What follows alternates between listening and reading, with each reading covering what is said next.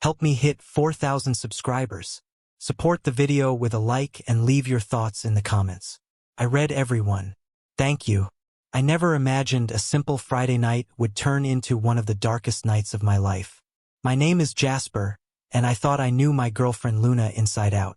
She was quirky, full of laughter, and had a smile that could light up the gloomiest room.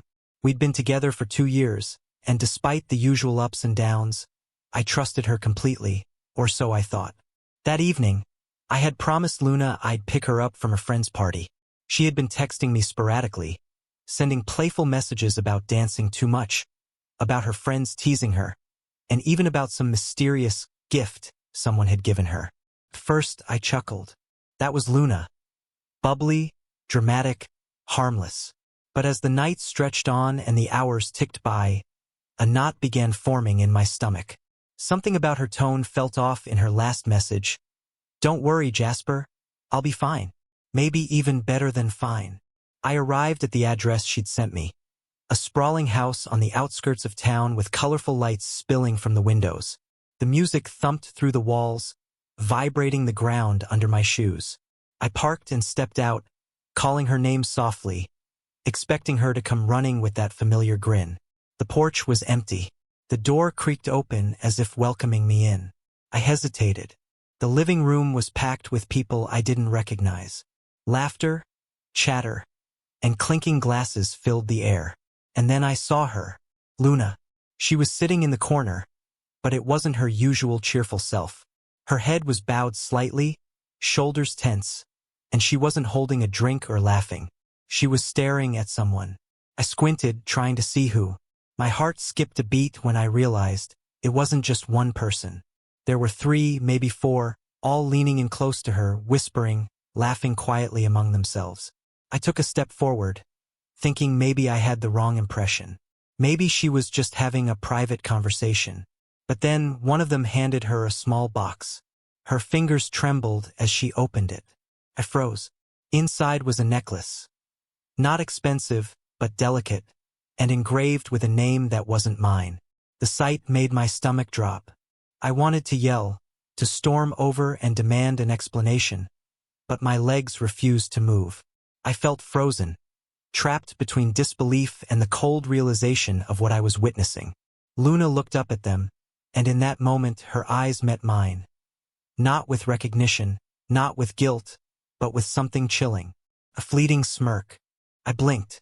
Was I seeing this correctly? My mind raced, trying to rationalize. Maybe it was a joke, a prank, a coincidence. But the way she laughed quietly, brushing her hair behind her ear, the way she leaned into the nearest one, whispered something that made him chuckle. It was no joke. My chest tightened. My hands trembled. I had always thought Luna was honest, open, and kind-hearted.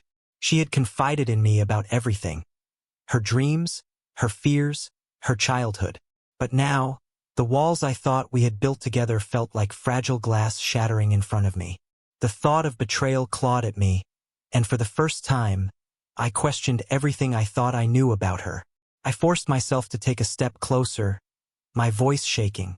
"Luna," I said, barely above a whisper. Her head snapped toward me, eyes wide, but not with fear, not with remorse. Confusion, amusement, couldn't tell. She rose slowly, and I saw the necklace glint in the light as she tucked it into her jacket pocket.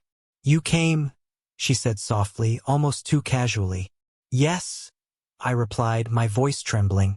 "I came to get you." She hesitated, and in that pause my mind raced. Should I leave? Confront her? Walk away and never look back? But before I could make a decision, she took my hand. Cold, unfamiliar. "Jasper," she said, her voice still soft but with a weight I hadn't heard before.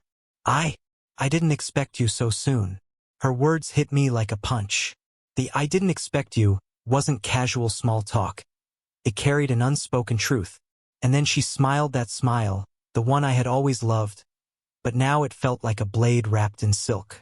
Who were you with?" I managed to choke out. Luna's lips curved slightly. "Friends. Just friends. Nothing serious." The words were empty, hollow.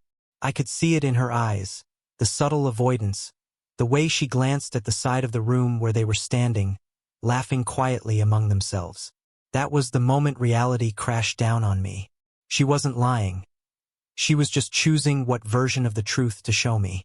And in her version, I wasn't included. I felt my throat tighten. Rage, heartbreak, disbelief. They all collided in a storm I couldn't contain. I wanted to scream, to pull her aside, to demand the truth. But instead, I felt paralyzed, my legs rooted to the floor, watching her turn back toward them. The laughter was infectious, mocking, and it pierced me in ways I hadn't expected. I remembered the first night we met. Luna, radiant, laughing, a light in the darkness. And now that light seemed gone, replaced with a shadow I didn't recognize. I wanted to confront her, but at the same time, a terrifying thought struck me. Had I ever really known her? I swallowed hard and stepped back, taking a deep breath to steady myself. My mind was a whirlwind of why S and how could this S, but amidst the chaos, a strange clarity emerged. I realized something. I couldn't change her. I couldn't rewind the night, erase what I had seen, or force honesty where there was none. I turned to leave, but she reached out, grabbing my wrist lightly. The touch was soft, almost tender, but it wasn't mine. I pulled my hand free gently, looked her in the eyes one last time, and whispered, "I hoped I was enough." Her smile faltered slightly, a flicker of something. Regret? Confusion? Crossing her face, but it disappeared as quickly as it came. I didn't look back as I walked toward my car, the music and laughter fading behind me, replaced by the sound of my own heartbeat pounding in my ears. When I reached the car, I sat there for a long moment, hands gripping the steering wheel, trying to make sense of it all. My trust had been shattered, but beneath the hurt, there was something I hadn't felt in hours: relief. Not from leaving her behind, but from seeing the truth clearly for the first time. I drove home slowly, the streetlights casting long shadows across the road. I kept thinking about the past 2 years, the laughter, the late-night talks, the promises, and I realized something vital. Love wasn't just about smiles and shared moments. It was about honesty, respect, and presence. And if any of that was missing, no amount of charm, playfulness, or cute quirks could fill the void. By the time I reached my apartment, my hands were steady, my chest a little lighter. I didn't know what the future held, or if Luna would even try to explain herself.